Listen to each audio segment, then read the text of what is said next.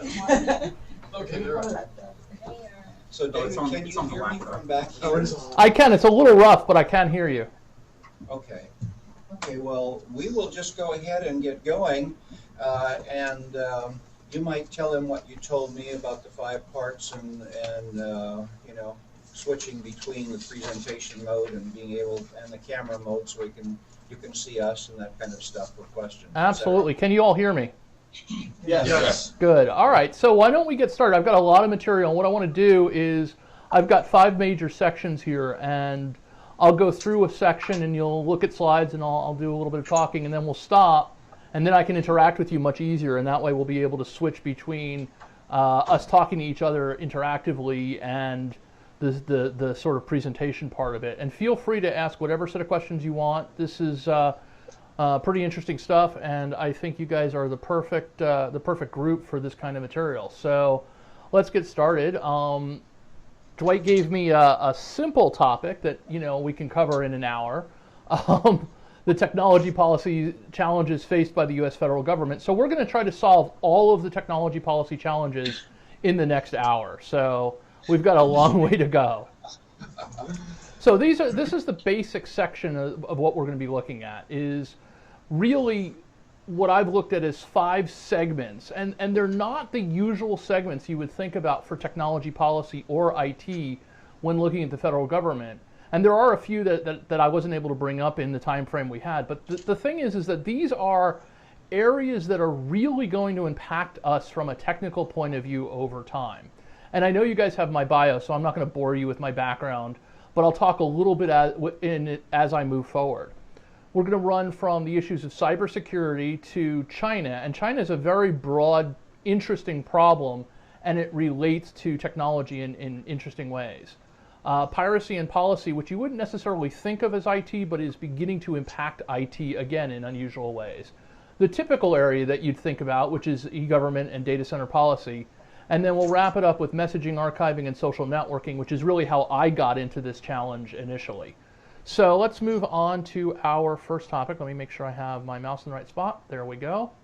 Okay, and so we're going to talk about cybersecurity. And I really think, if you look at our technology and you look at where we are today, I am beginning to think that the cyber threat is really becoming America's greatest external threat. And hear me out here, because if you think about nuclear, biological, and chemical, for example, the odds of something like that happening to America is relatively low. It's a very, very high barrier of entry. It's got a lot of issues that get into place. There's a lot of reasons why other nations would not want to play in this, including mutually assured destruction.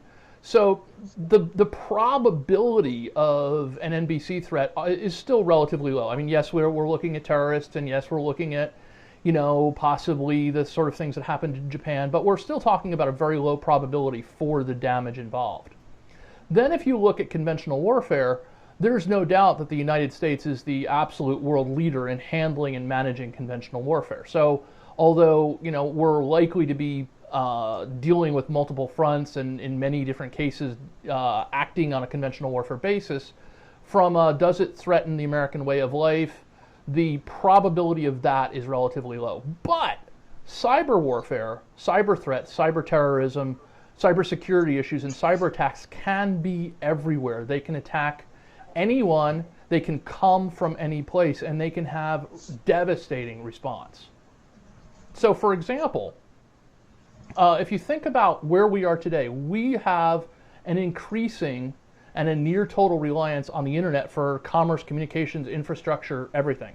I've had a number of conversations with Homeland Security folks who are now telling me that they really don't believe that they can disconnect themselves from the internet and still function. And that's the case with all our systems throughout the United States. So, whether you're talking about federal systems, or whether you're talking about commercial systems or private systems or communications or whatever, our internet infrastructure is so deeply entrenched now that we really have to be able to live on top of the system. And if it were to break, stop, be interrupted, it would cause a substantial upset. So now here's the challenge, though. When you're talking about this sort of situation, you're talking about a situation where We as a nation and as security professionals have to defend against every possible threat from every possible enemy from every possible direction. And yet the enemy, all the enemy has to do is find one small mistake. And when you realize that that small mistake isn't necessarily something on our borders or something that has tanks defending it or something like that, it could just be one person with one computer, then you start to see some really serious things. One of the most interesting experiences I've had was talking to a former Supreme Allied Commander in Europe who was explaining to me that his greatest fear wasn't the former Soviet Union or the Russians or anything else. His greatest fear was peer-to-peer networking, because at one point they found plans for the president's Marine One helicopter on a collector's computer in Iran. And the reason for this was because some defense contractor with top secret clearance happened to have a port open on his computer, and as a result, the cockpit plans wound up in Iran. And this is just one very small example of how very tiny mistakes can propagate. So what that does is brings us to the next issue, which is that the internet is also this extremely complex, highly interconnected system.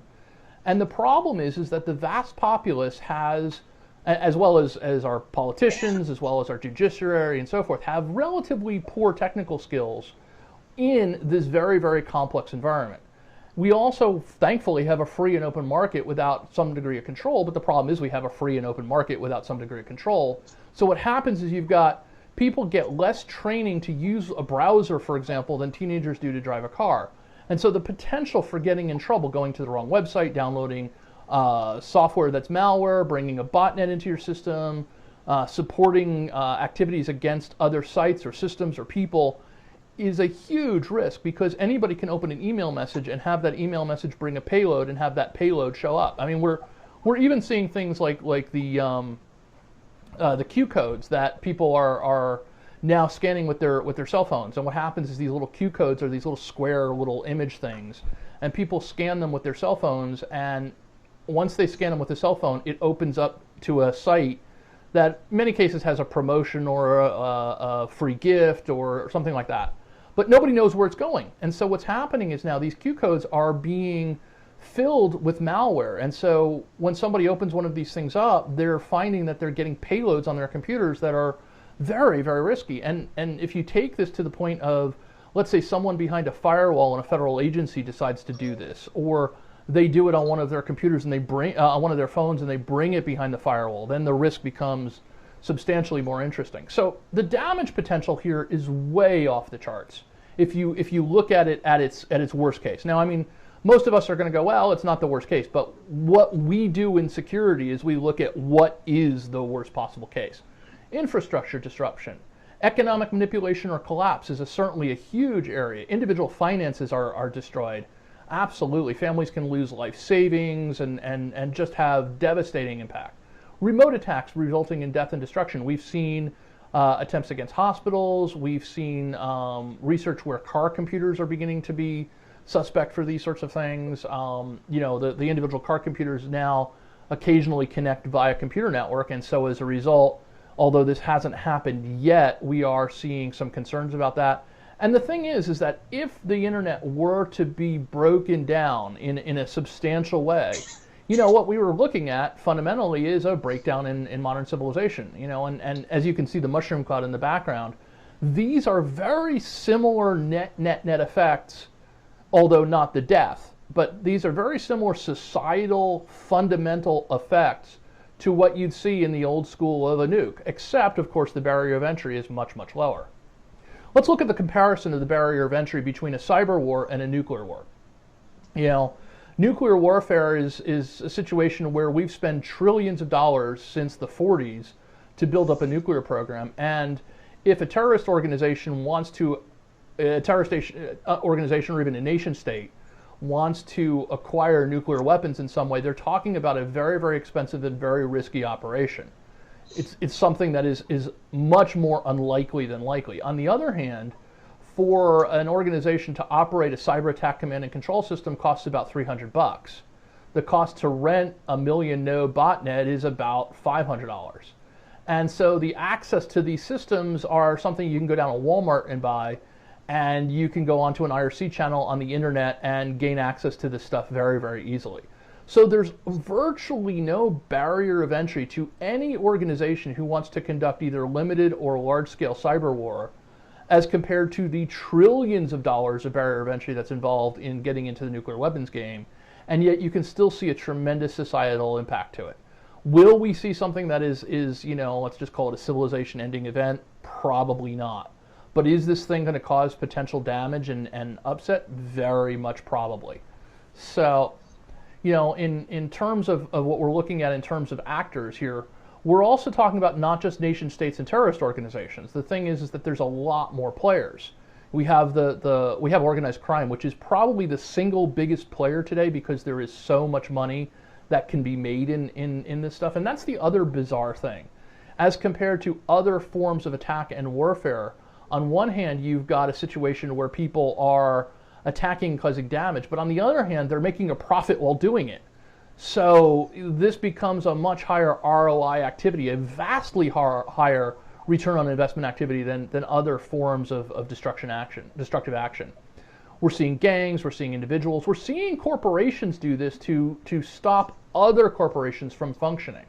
And so, although in many cases these things wouldn't necessarily be defined as terrorist activities, these are very destructive activities on the parts of one group of corporations or trade organizations to other groups. And then one of the scariest groups of people on the planet when it comes to cyber attack are teenagers. And if you think that's funny, I have talked to people in many different security organizations, and what a teenager can do with a PlayStation 3 and enormous amounts of time on their hand and a little bit of anger is actually pretty scary. So, we're not going to consider them up there with nation states, but, teenagers are a force to be reckoned with in this area. So, what do we look at in terms of recommendations? The first thing, and probably the single most important thing, is we need to give our security organizations the freedom to defend us when we need to. And so when you see cybersecurity policies coming out of Homeland Security, or you see the DoD begin to create rules of engagement for cyber attack, or talk about preemptive cyber attack, these are things we must give our nation as tools to both prevent and defend.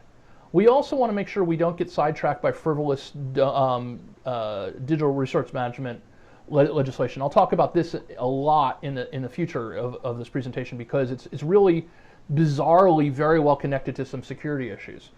We also have to make sure that, and again I'll talk about this one as well, that we stop buying a lot of U.S. government gear that is built outside the U.S. There's some very scary implications to that. And then we need to educate. We need to educate our populace, our politicians, our judiciary, our individuals.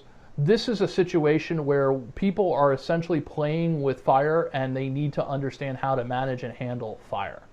So that's that set of things. I'm going to switch over here and see if I can get the audience view back up. There we go. I'll pause here for a minute and talk to you guys. Any questions or comments?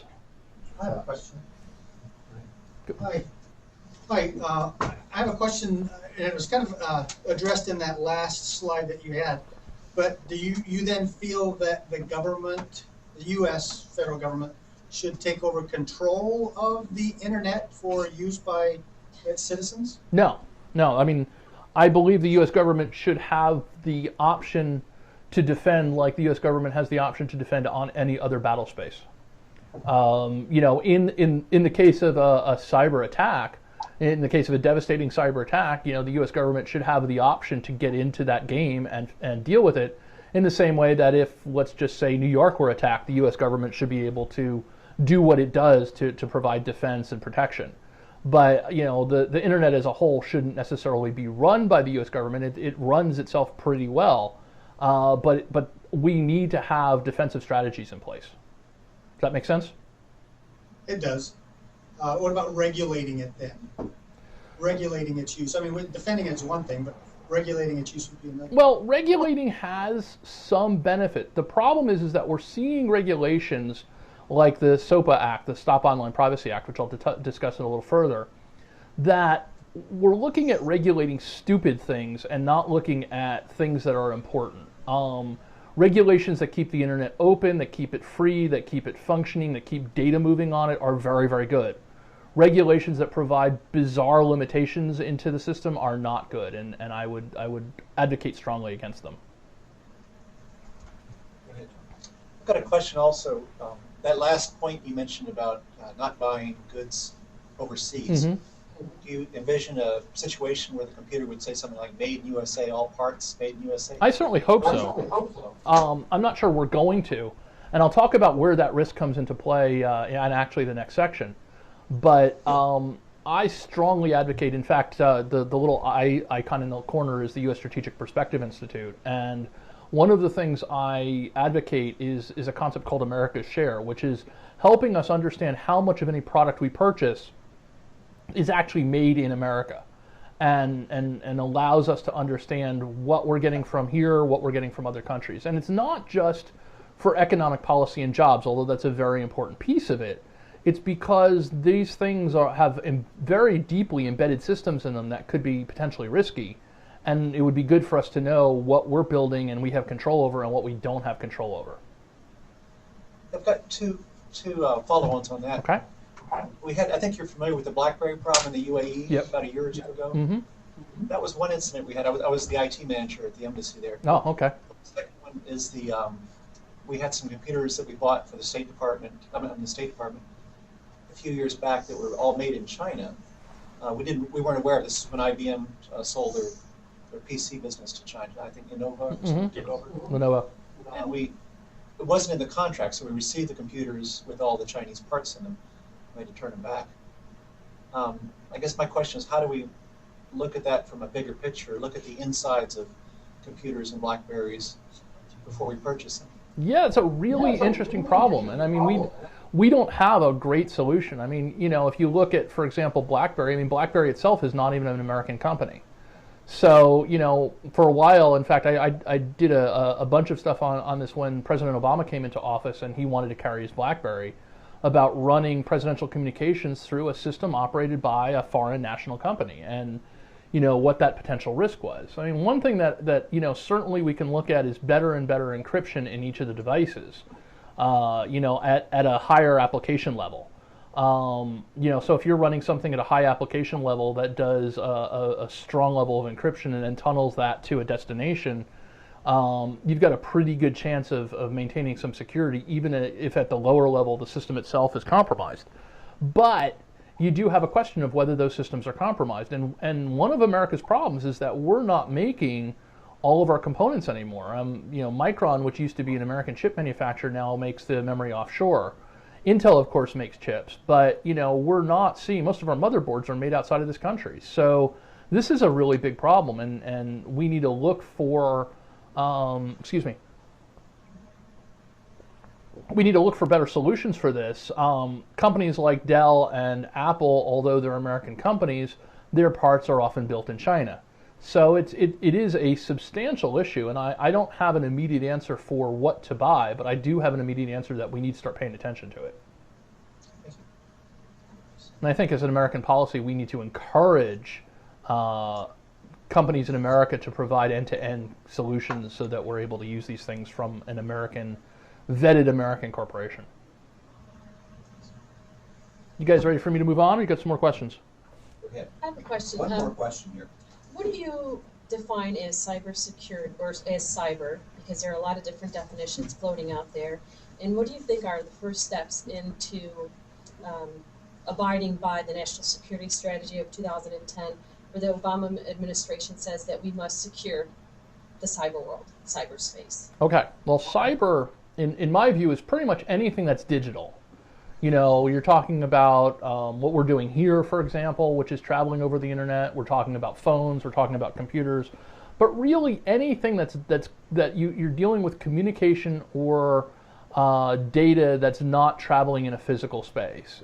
If I were to write an article, print it in a newspaper, and hand you the newspaper, that would not necessarily be a cyberspace activity. But if I'm having a remote conference with some people over the internet, that certainly is. So anything that's digital is really what I would consider cyber, and the reason for that is, of course, anything that's basically compressed into bits and shot through pipes or shot through wires, because at that point you can decompress them and do stuff with them. Whether that's, you're sitting there with an Android phone that has malware on it that's sending everything that you type or say to someplace else, or whether it's a compromised BlackBerry that is recording everything you're saying and sending it live to a person somewhere further away so that they can hear what's going on in a conference room, or any of those variations, all fall into the cybersecurity area. In terms of what to do about it, that is, certainly a subject for more than 1 hour lecture. But there's a tremendous amount we need to do about it, from making sure our devices are much more secure to looking at questions of national policy for both offense and defense, to making sure that we build up better protections in firewalls and botnet, and in protecting against botnets, and the whole range of activities. But it's a very, very big answer for that question.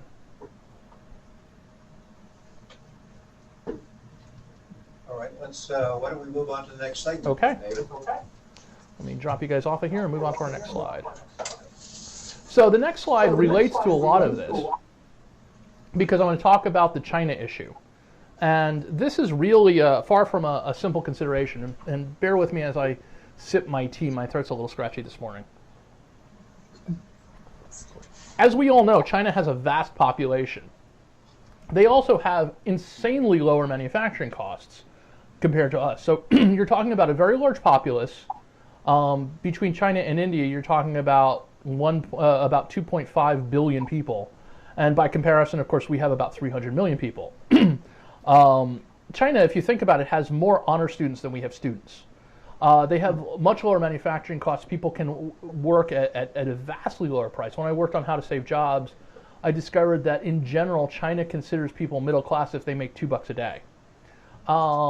They're a direct competitor to our manufacturing process in many cases.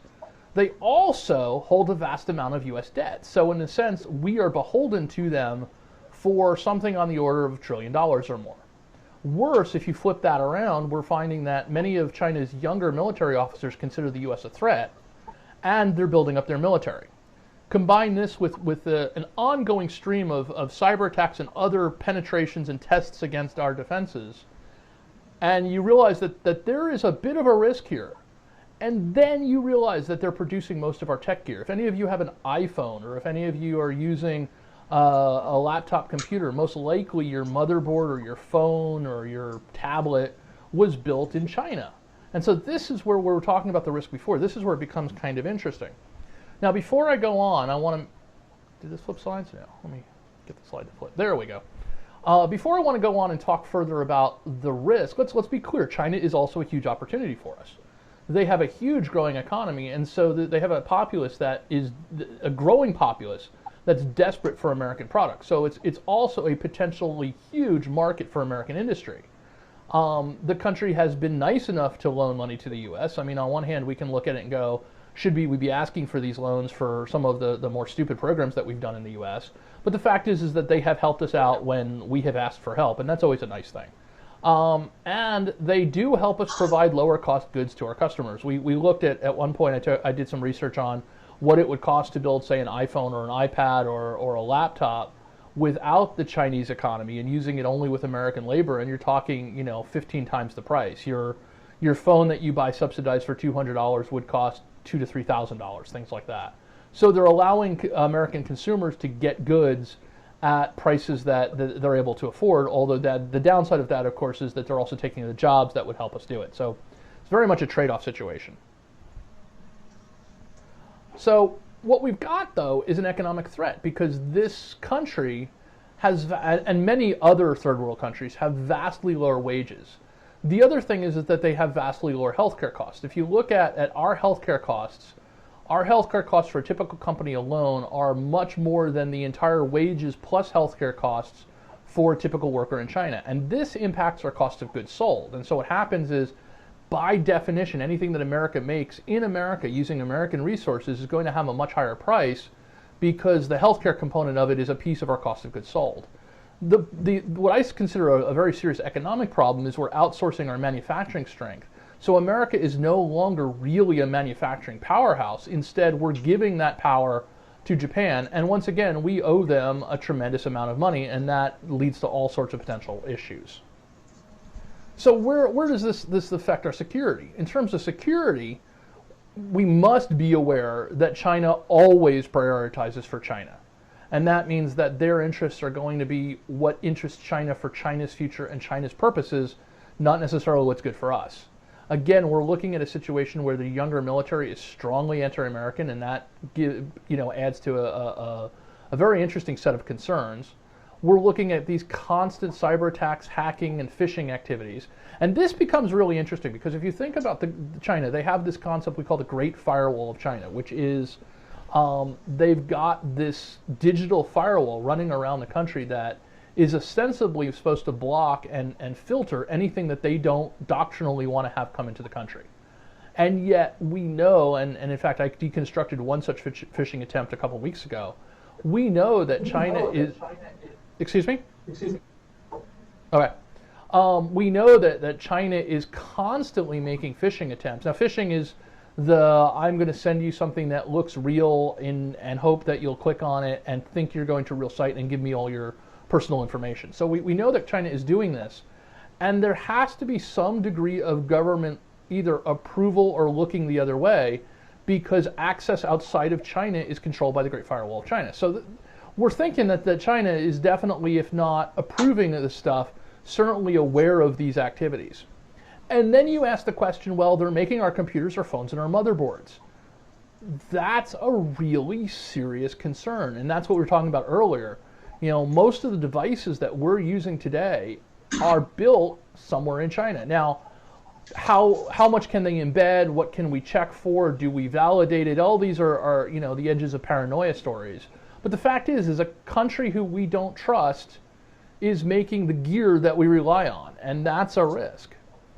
So in terms of policy recommendations, what we want to do is we want to make sure that we understand that they're going to have a friendly behavior to our face, but for some reason the country is constantly conducting disturbing actions behind our backs. And so we are aware of this. This continues to happen, and so we must not assume that China is our friend. We don't necessarily need to assume they're our enemy, but we must not assume that everything that they do is for our benefit. The other thing is that because they hold so much debt, and because they're so large, and because they're building up their military, and because they have such an influence, and because they have such a large population, they could suddenly become our worst nightmare. And as a result, I think American policy needs to be watching China very carefully, trusting it barely, but verifying a lot. And I just really think that this is an important approach for it. Our policy, at least coming out of the State Department, has been, in many cases, that we are, allies with China, and therefore they're our friends. And I think that that's a dangerous approach. I think we need to be very, very cautious about the country because of its impact, in particular, on our technology. So I'm going to switch back to you guys here. Let's drop in here and bring you guys up. And let's talk about this for a few minutes. Well, one of the things you said has me concerned. I'm not hearing it for the first time, but so we've created this opium addiction to cheap goods. Yep. And at the meantime, we've given away our ability to manufacture our own drug, if you would say. So yep. We're now becoming dependent on China to provide that drug. Mm-hmm. So that makes us very vulnerable. So if all of a sudden they were to take it away, what kind of withdrawal would we go through? China's also known to manipulate their currency in foreign markets. Obama, I think a couple weeks ago, in a statement said that they need to grow up or something along the lines to kind of attack China for their monetary policy. And I just heard this morning that Chinese growth, which has been typically 10% per year, is being suspected of being manipulated down to 8% per year. So they're artificially pulling back on their growth, which might be a smart thing for them to do. But I just see that we're now hooked on Chinese goods. I mean, where would we be without Chinese goods today? We would be in serious trouble. I mean, one of the things to be aware of is this is a country that when it wants to put a dam in is willing to pick up 1 million people, whether they want to be there or not, and just relocate them. In many cases, without any government assistance, just pick them up, pack them up, give them a suitcase and send them on their way. So this is a country that will do things that are in what they consider their national interest well ahead of their citizens' interest. And that's not the kind of behavior we have here in the United States. At this point, if we were to, let's for an exercise, assume that suddenly China got sucked into a black hole and wasn't there anymore. We would lose access to a lot of our gear. I mean, we saw this recently with the hard drive flood that took place just a few months ago. All of a sudden, our hard drive prices have tripled because one small factory, and this was in China. This was Thailand. Right? Thailand. Thank you. This was in Thailand. One factory got flooded in one small area of Thailand, and all of a sudden the world's hard drive supply compressed. Tremendously it compressed. And so, we're looking at cases where these are not only are they taking our manufacturing from, say, Fremont, California to someplace in Thailand, but we're looking at situations where these are very, very large factories that potentially, I remember reading that something like 30 to 40% of the world's hard drive supply comes from that one small set of factories in Thailand.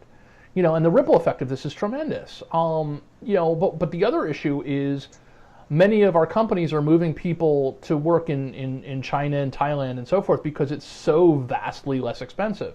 And so we have this very interesting problem of, in order to produce goods that we Americans can afford at the level that we consume, we have to have people make it who don't afford what we can afford. You could, before this flood, buy a terabyte hard drive for $69. I mean, that's ridiculous. I mean, it's almost impossible to fathom that you can get something that stores that much data for so little money. And yet, the way it was done was both manufacturing prowess combined with unbelievably cheap, almost slave-level labor. And we can't do that in the U.S. So our issue has to be, looking at how we bring more of that back here, also how we deal with our populace. And my recommendations, I wrote a book called How to Save Jobs. And my primary recommendation was to foster the entrepreneurial activity in small businesses here in the U.S. because our reliance on a few large corporations isn't going to make it. So we need to get many, many more small businesses doing things. And what you have is a problem of concentration of economic power and scale, and they conflict with each other. So again, we have an interesting policy problem here, don't we? I have a question. Are there any alternatives to China as far as manufacturing capacity? I know we used to deal a lot with things made in Mexico, and I guess my thoughts are that the major driving forces of making things in China are of course, the low cost labor. I understand also some of their environmental laws are a lot less restrictive, which makes it less expensive to manufacture there. But when we think about who are our alternatives, if we try to bring some of those manufacturing jobs back here, we wind up with products, as you described, costing 15 times more than it would to make overseas. So are there less risky overseas areas we could relocate manufacturing to? Well, that's actually an interesting question because we're also seeing cases where China, as they're starting to see some of their population move further into the middle class, are themselves beginning to outsource into yet more poor nations. And on one hand, you want to look at this question and say, well, the only way we can get our consumer goods is on the backs of people who can't afford to do anything. But I think that the less that we rely solely on China for and more on nations that are less of an overall economic and potentially other security risk certainly would be better. I mean, but we look at things like, would we be better off going to Eastern Europe? Do you want to put manufacturing in Belarus? Not necessarily the safest place either. They're very, very, there's a tremendous amount of organized crime there, for example. So I think diversifying is one thing that we should be looking at, certainly. And that is relying on many other nations instead of just this one nation. I mean, if you look at, for example, Foxconn, that one company builds a vast percentage of American consumer computer technology. Just this one company in this one area.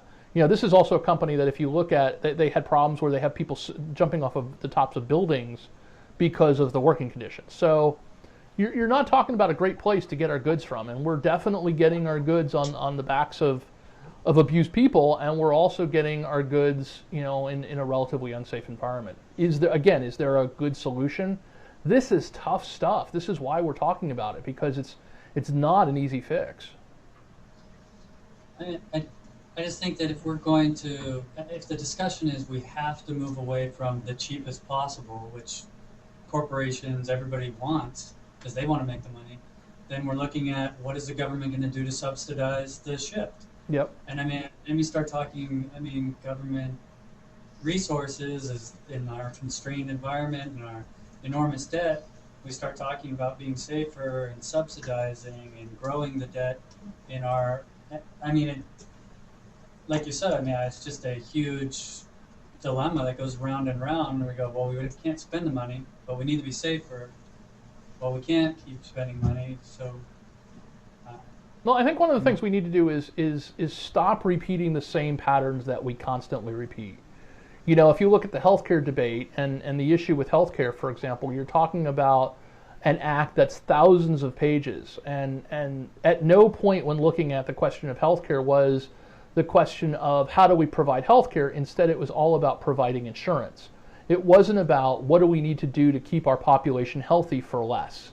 And so one of the things that we do, and the reason we do it, of course, is because of the lobbying groups that we have out there, along with the size of the organizations and what seems to be the obvious hit. That is, if we can work with 40 companies, it's a lot easier than working with 40 million companies.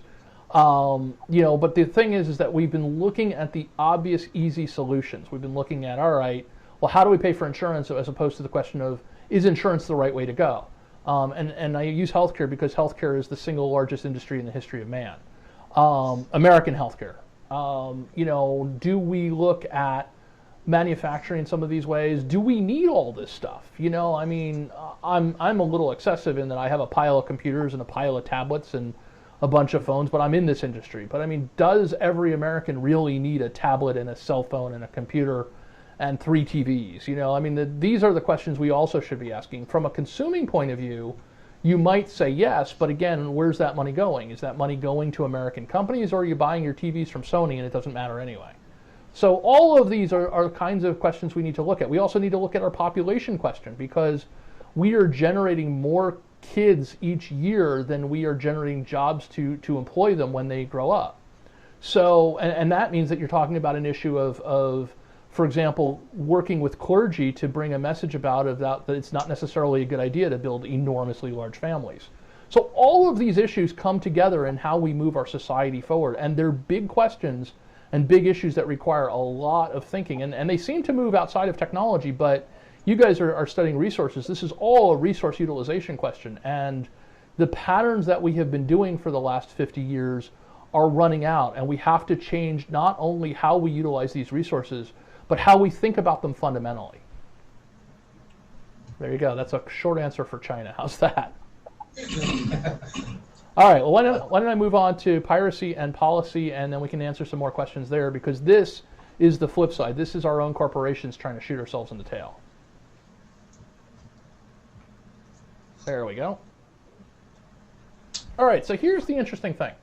What we're seeing here, and we have news from this yesterday as well, and I'll show you why this becomes an issue as we move forward.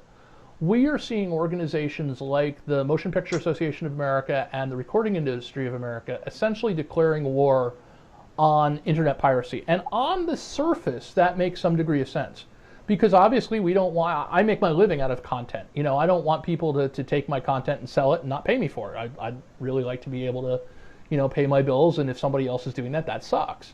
But what we're seeing is these organizations do huge, dangerous activities in terms of the benefits of enforcing piracy. So what you're looking at is, for example, a question of, first, can we even enforce infringement, make sure that infringement can't be done by consumers? Consumers will always route around. Even if you were to create a situation where there was no way to, for example, have file sharing or anything else, consumers would go to Europe, fill up a hard drive and bring it home, or throw it on a phone. So what we really need to do as a policy question is we need to start looking at, is protecting policy more important than protecting the internet itself? And the reason I'm asking this question, and I'm asking it to you guys, is because we're looking at legislation that is going to potentially cause severe damage. And I'll tell you about something that happened yesterday, which is really in the news yesterday. I wrote about it this morning. There's a judge in Nevada who, the company Chanel that makes perfume, complained to this judge in Nevada that about 250 sites they claim are selling counterfeit perfume.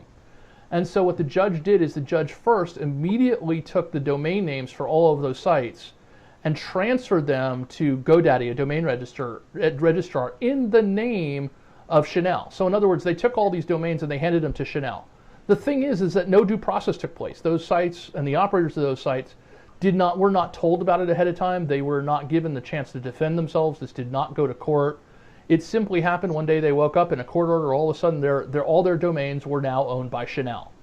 The second thing the judge is trying to do is convince Facebook and Google and Twitter and all sorts of other search engine related activities to delist all of these websites, to basically pull all these domain names out of service.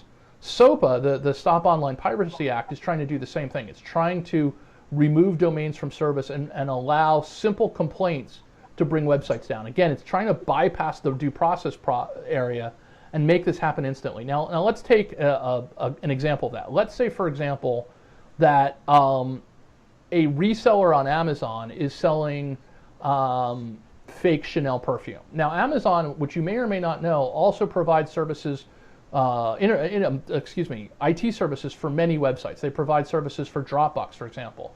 They also provide a tremendous amount of government cloud services. So as a result, there are a number of government cloud resources running on top of Amazon service.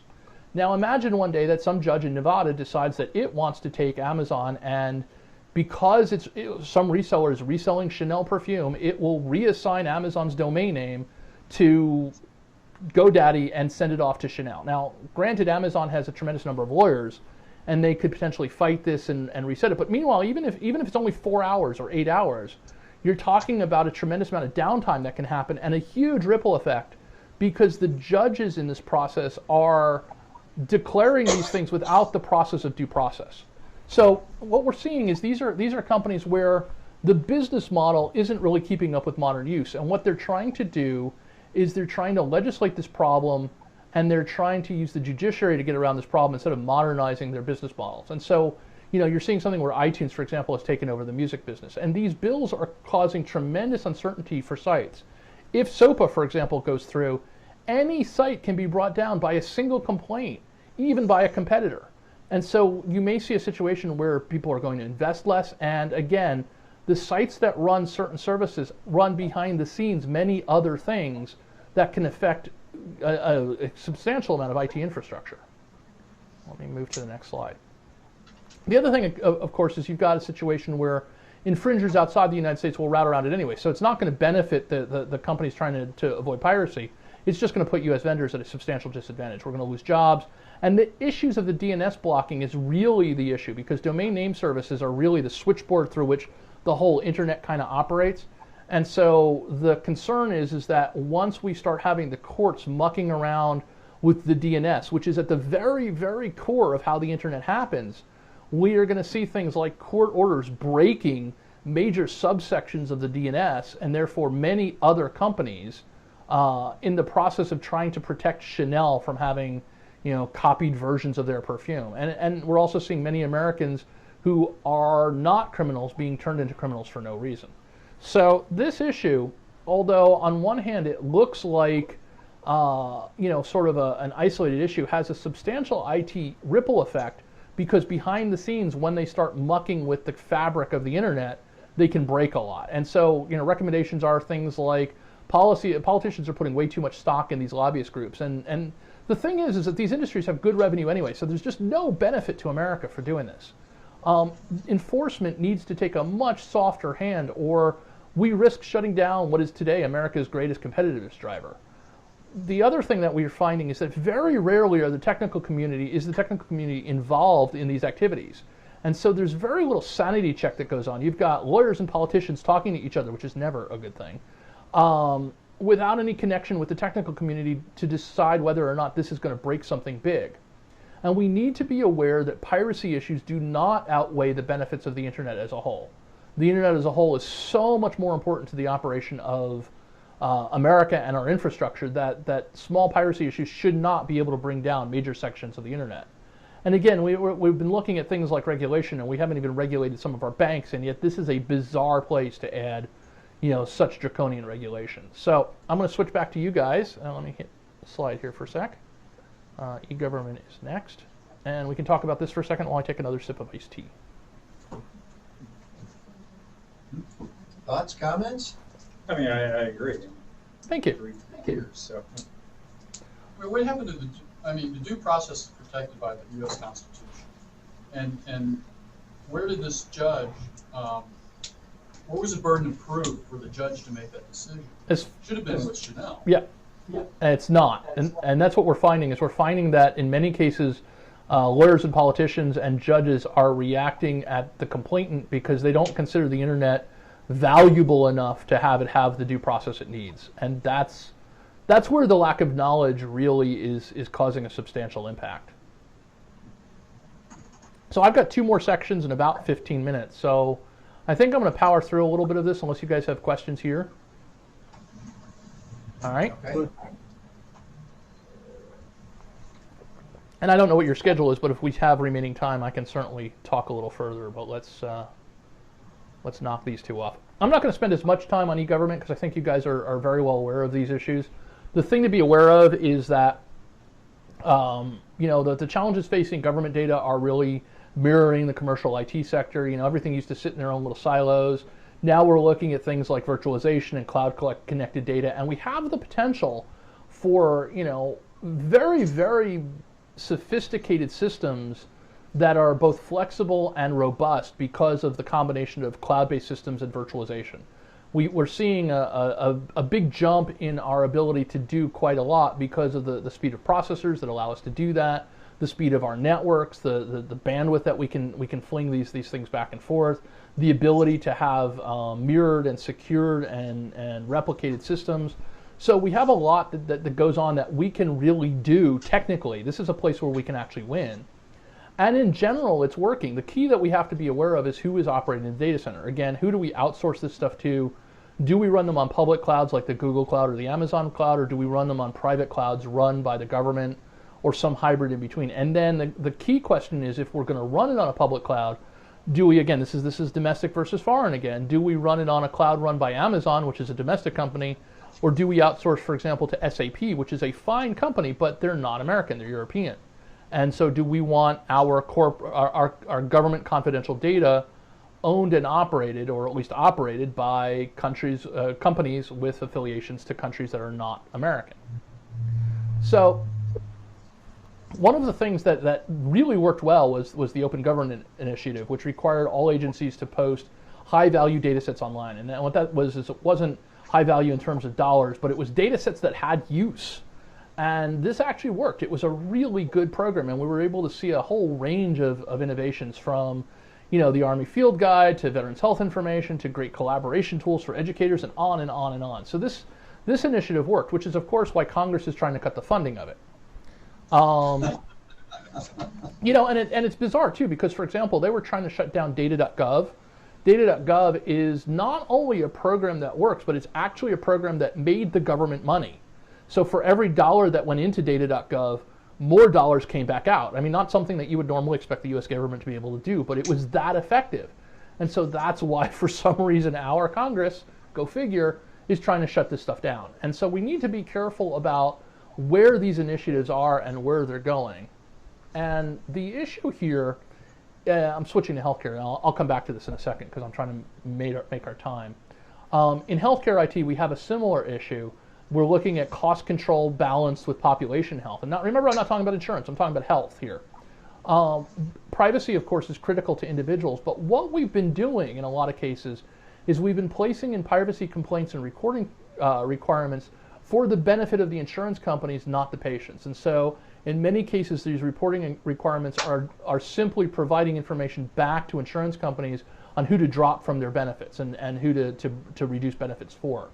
So we need to be really careful, once again, that these laws are not driven by our lobbyists, but are driven by some degree of sanity, because as our healthcare goes up, healthcare cost goes up, and as our citizenry gets less healthy, we are able to produce less. And once again, it becomes more a question of can we dump these things in foreign countries because our own population can't keep going with it.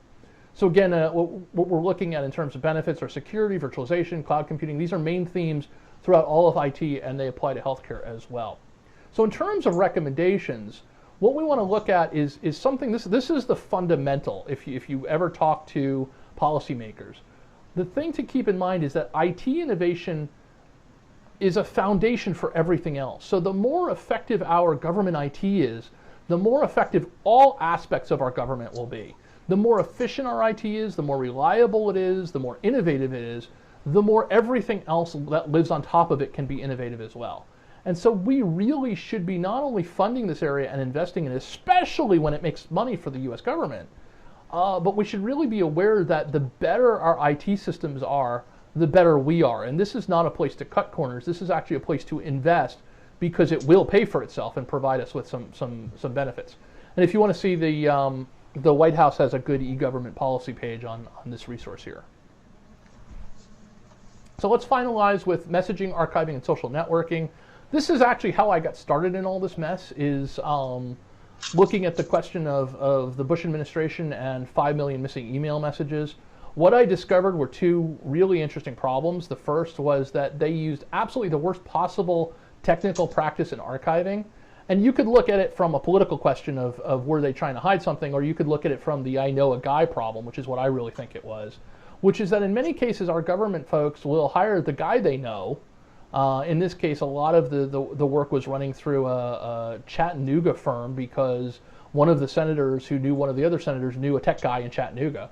But also because we're limited by some very old laws. For example, the 1949 Hatch Act, which says when we can use government resources for communications, was designed in 1949, way before we had things like email. And so what it does is it's not up to government use and opens up a pile of security holes. For example, if you can't use government resources to send messages of a political nature, you then have to use the open internet. And so then you have all of the security issues of the open internet because you're sending a message that might have a political component. But for example, if you're also saying the president is going somewhere, what you're also doing is potentially providing a substantial security risk. Now, the good thing is that since those days, a lot of better practices are in place in the White House, but this has been an ongoing problem. And archiving, one of the things that I really stress is that archiving is required by law through the Federal Records Act and the Presidential Records Act.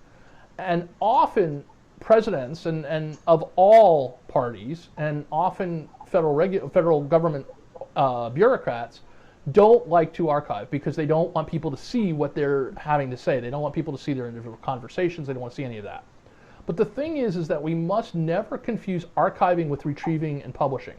Archiving is a technical act. What that means is it is a computer geek act. It is how do I get this stuff stored? Retrieving, however, is a policy act. That's up to the laws and the policymakers and so forth. But we want to make sure we're storing all the records in case we need them, but we don't have to necessarily expect to give that information out except in terms of a policy decision that's made. So the difference between archiving and retrieving is one that many people get confused with. Which brings us to some policy recommendations. One, let's pay attention to quality IT. Two, we have to really keep an eye on our politicians because they often will go for the I know a guy approach to IT management as opposed to looking for best practices. Social networking is becoming an increasing issue for archiving. I'm going to take a sip of tea here for a sec.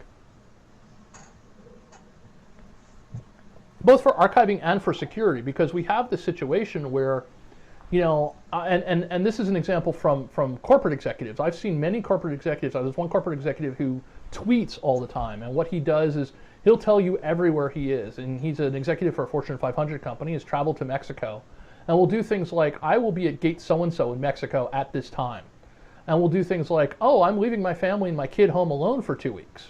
I mean, just really idiotic things when you're talking about personal security.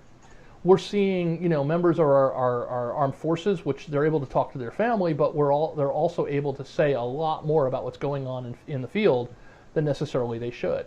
From an archiving point of view, though, we're also having some problems with things like Facebook, for example, because it's extremely hard to archive every message that's in Facebook because Facebook is a walled garden. And so we're going to see probably in coming years real issues with the Presidential Records Act and Federal Records Act in terms of things like Facebook archiving. And as I mentioned, it's a problem for operational security as well. So, hello. Go to the next slide, please. There we go. Let's hit our wrap up. Before I hit the wrap up, let me open this up for you guys for a sec, and then I've got a second or two of wrap up, and then we can let you guys go on with your day. Any questions or comments? Well, it just seems kind of odd that the White House would have such a poor practice as far as its IT goes. You know, you look at the vast number of resources that are available. If, for example, in DISA, you know, NSA and NIST, you know, here's all these folks that are highly technical and able to publish these best practices, and yet, you know, you still have some degree of a good old boy network trying to help them set up their IT services. That's kind of disheartening there to hear that. Yeah, it is, and in fact, I recommended that the White House IT for many years has switched as each new administration comes in. You know, the administration comes in and it brings in its own people to run stuff, and I've recommended that a lot of the Executive Office of the President IT no longer be operated by political appointees and people that are hired by each incoming administration, but are in fact operated by federal agencies who span administrations, so that we're able to build a level of professional continuity amongst these different groups. And this is exactly what caused the problem, in fact. So WACA's not running the IT infrastructure at the White House? I'm sorry? WACA, the White House Communications Agency, is not. It's individuals, as you mentioned, outside of the military. There's actually different groups for different areas.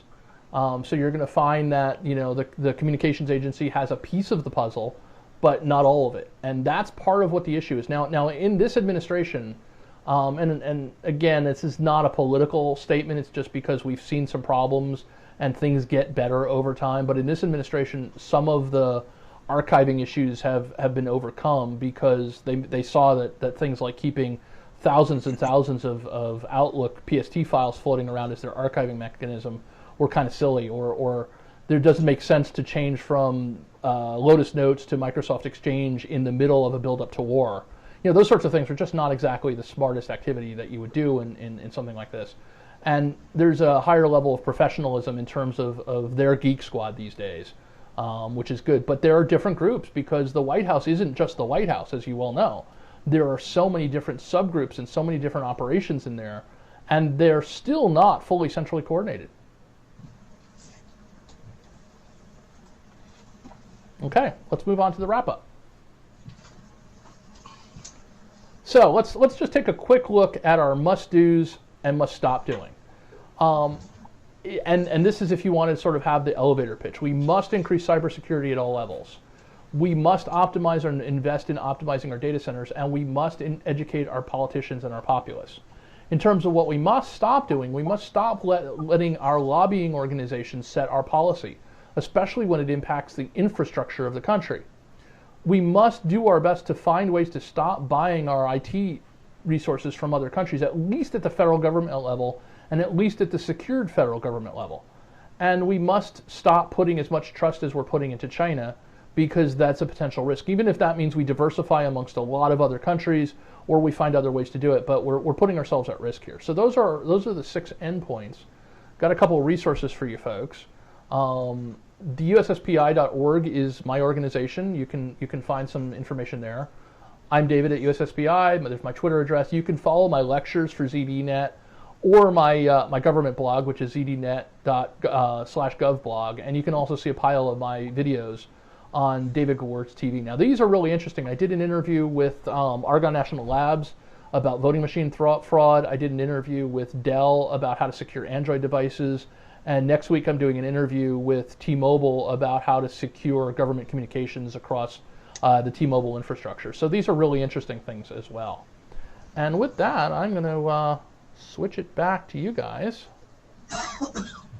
and wrap it up and see if you guys have anything else you want to talk about. Any other questions? While they're thinking about that, David, let me toss you a hardball. Okay. Okay. What what technologies do you see coming online in the next 5 years that we really need to be concerned about, and what are the most salient concerns? Broadly, I would look at a couple of areas. Mobile is, and when I say mobile, I'm talking about phones and tablets and things like that, are going to be just bigger and bigger and bigger and bigger. And what happens is, if you look at mobile technology, and I didn't cover that in a lot of depth here, but let's just take a 64 gig iPhone, which you can buy for like $300, $400, I think. A 64 gig iPhone will store the equivalent of 914 file cabinets of information. And so, if you imagine, I mean, if somebody were to drive up to your building and fill trucks with 914 file cabinets of information, you would sort of notice it and you'd probably not be happy about it. But if somebody brings their iPhone to work and plugs it in and loads some information up, you would notice it. And the Bradley Manning WikiLeaks case is a really good example of that. He pulled basically a couple gigs off, and the tremendous amount of damage that occurred to the United States just with a few gigs, as opposed to multiplying that by a factor of 32. And that's just one phone. So in terms of data, I'm switching iced teas here. In terms of data itself, just bringing these phones behind the firewall, bringing iPods behind the firewall, bringing all of these things into secured government facilities is a really serious problem. The mobile issue becomes also a big problem as we walk around with these things. There was an incident 3 or 4 years ago where the members of the president's staff were meeting in New Orleans with the president of Mexico and the president of Canada, and were asked to leave their mobile devices outside the room. And so they left their BlackBerries in a bin outside the room, and a Mexican official stole the BlackBerries and left and took their BlackBerries. And he had these devices in his hands for at least 20 minutes, if not more. And you run the risk of being able to load all sorts of nastiness on those BlackBerries. You can load a spyware program that will actually monitor what's being said on a device in less than 10 minutes. So you've got a tremendous amount of risk in just the mobile devices. In terms of data centers, I would say that the technology to be looking at is really looking at where virtualization and cloud computing can go. These technologies are actually really exciting in the data center, in that our paradigm is changing to the point where we're able to fling live virtual machines from place to place. And so we're no longer tied to one piece of hardware that has all this stuff, and if that hardware fails, we have to rebuild it from bare metal. We're able to have a much more dynamic environment. We're able to have a much more pooled environment of resources. We're able to scale up and scale down as it's needed. So I think in terms of benefit, as we look at both the combination of virtualization and pooled resources and cloud computing, we're going to see a very big advantage in that area. So those are two particular areas I would consider that we can look at, both in terms of risk and in terms of promise. Do you see anything new in terms of database technology? The relational model is getting a little tired. Yep. And thread. Yeah, we're seeing a lot of look into this, both the Hadoop stuff and NoSQL kinds of work with very large databases. And if you think about it, right, if you think about the kind of information, now, I gave a lecture on this a few weeks ago, and I don't remember the numbers off my head, but the size of data that Facebook holds, for example, or the size of data that Google holds. Facebook has just an absolutely mind-blowing number of images that it stores and can retrieve in a second. Google, of course, has all its data that it can retrieve and store in a second as well. And so what we've been seeing is enormously expanded databases with very, very fast access. But of course, we're also seeing these in just absolutely ginormous data centers to do it. But the traditional SQL database technology can't handle all of it. We're seeing tiered systems. You're seeing systems that run on, say, SSDs or even memory at the front end for very, very fast queries. We're seeing slower data for storage that's not retrieved as often. But the interesting thing, I mean, the short form answer of this is we are now able to scale up to levels of data storage and retrieval that we have never seen before. And the technology is not that challenging. I mean, both of these firms are not using the world's most cutting edge technology. They're just using robust technology that they have repeated and scaled. So it's kind of exciting. I have a question about that. When you look at like Facebook, social networking, and then Google and the mobile communications and whatnot, every time somebody gets on one of these devices or websites and does something, they're putting their information out there. Which, when you sign your agreement to use the devices, I don't know who reads the entire thing or understands the entire thing.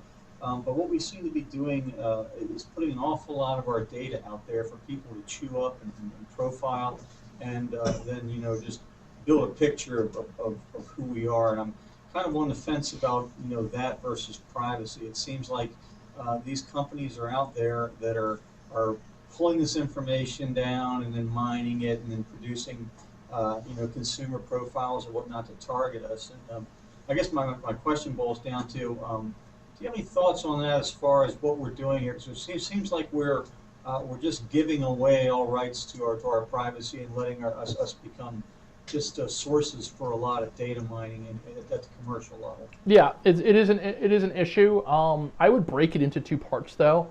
There is the consumer profiling to provide offers of more interest to that consumer. For example, my wife likes to knit and crochet. So if these sites profile her and discover she likes to knit and crochet and then presents her with more knitting and crochet offers, she's actually quite happy because that's what she cares about and would prefer not to get offers about, muscle cars, for example, which is the stuff that I find interesting. So in that sense, it's no real harm. I mean, you're seeing things that are presented to you that you might actually want, and so to some degree there is a convenience benefit there. Where it really concerns me is when you're talking about how people's information is used to do things like provide their location, provide access to their personal identifying information, things like people saying, oh, we're going on vacation for 2 weeks, and that information being available to the public. The things that people post that could haunt them in their careers for years, that's really where it becomes quite a challenge. And if for example somebody says something moderately foolish on a Facebook page that they think is private when they're 21, and then at age 50 that comes back to haunt them because they can no longer get a job, that's really where it becomes kind of an issue. And that's where I sort of recommend people be very circumspect about what they post and how they post it. There's also the flip side of people are just epically stupid sometimes.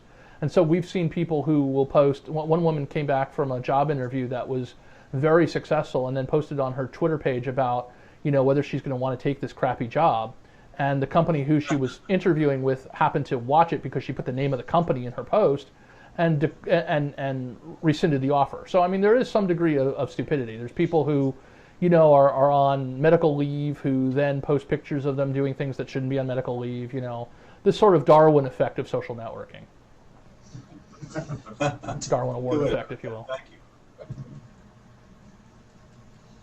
Other questions, comments? Have we solved all the world's problems? Well, as long as there's pie, I think we've solved the problem.